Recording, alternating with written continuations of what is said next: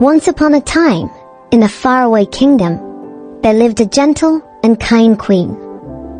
One cold winter's day, as she sat sewing by the window, she pricked her finger with a needle.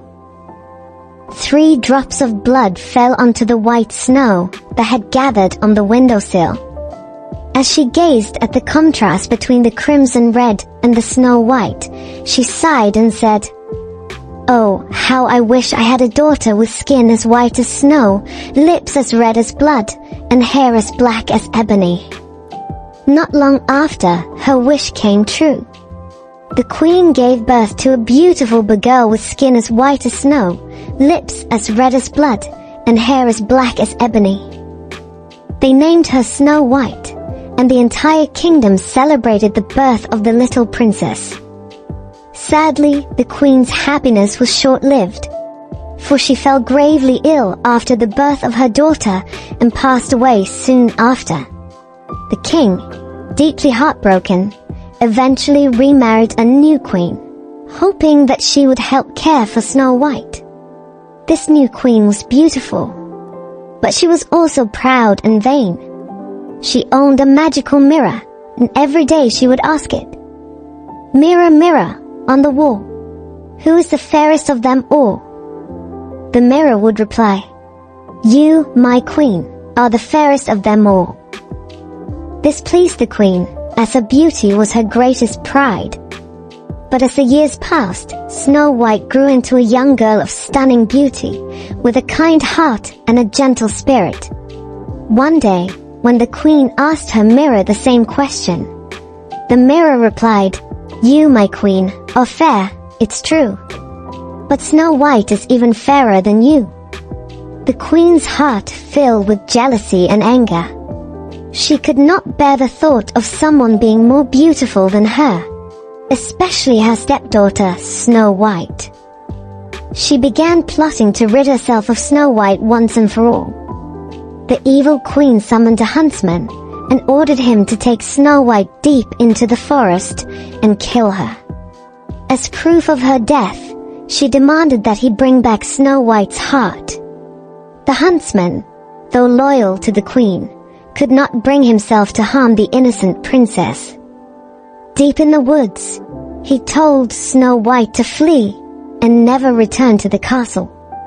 Instead of her heart, he brought the queen the heart of a wild boar, tricking her into believing that Snow White was dead.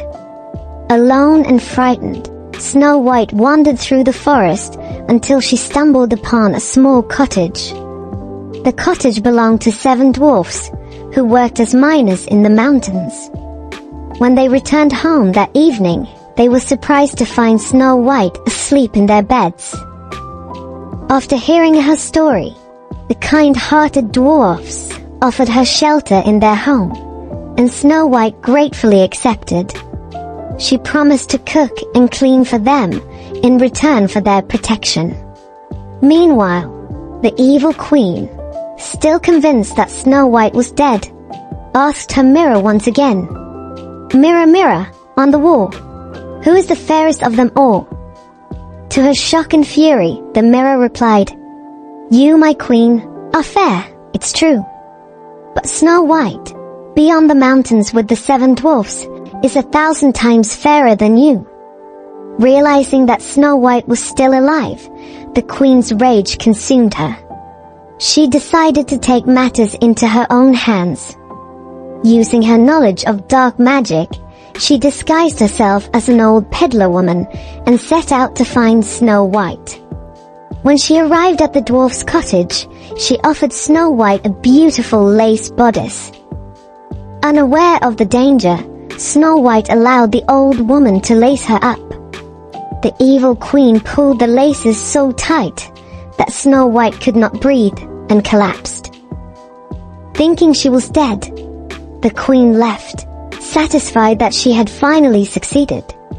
But when the dwarfs returned home, they loosened the laces and Snow White revived.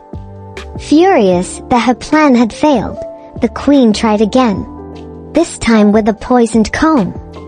Once more, disguised as an old woman, she offered Snow White the comb.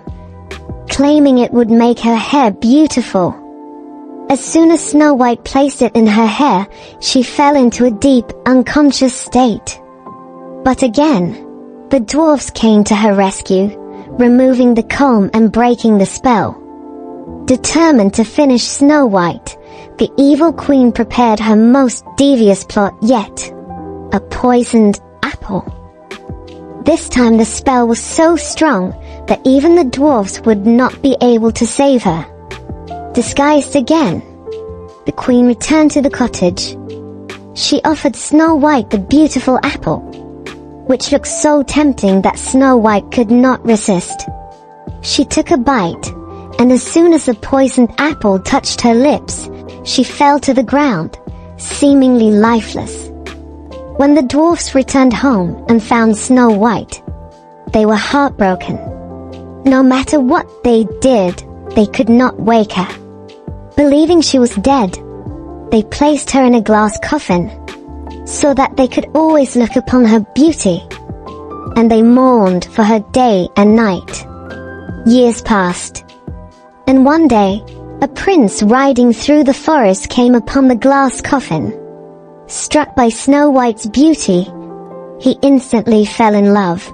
He begged the dwarfs to let him take her to his palace, promising to care for her forever.